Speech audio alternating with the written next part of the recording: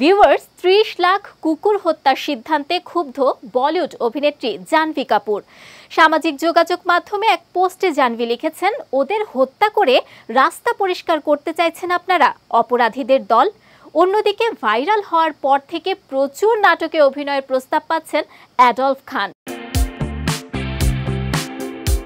মরক্কোর রাস্তাঘাট পরিষ্কার রাখতে ৩০ লাখ কুকুর মেরে ফেলা হবে, এমন খবর প্রকাশ্যে আসতেই বিশ্বজুড়ে প্রাণীপ্রেমীদের মধ্যে ছড়িয়ে পড়েছে নিন্দা ও ক্ষোভ।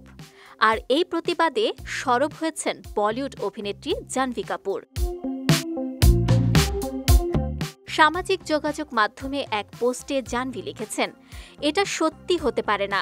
রাস্তার পশুদের পুনর্বাসনের নানা পথ রয়েছে। ওদের হত্যা করে রাস্তা পরিষ্কার করতে চাইছেন আপনারা, অপরাধীদের দল। সামাজিক মাধ্যমে কদিন ধরেই আলোচনায় অ্যাডলফ খান। তিনি নাকি দেশের সবচেয়ে সুদর্শন পুরুষের অ্যাওয়ার্ড পেয়েছেন। তবে এবার আলোচনায় এলেন অভিনেতা হিসেবে। এখন প্রচুর নাটকের প্রস্তাব পাচ্ছেন আলোচিত এই কোরিওগ্রাফার। সাম্প্রতিক সময়ে তাকে নিয়ে যে গুঞ্জন সৃষ্টি হয়েছে, তাতে করে তাকে নিয়ে নাটক করার আগ্রহ পরিচালকদের মধ্যে বেড়ে গেছে।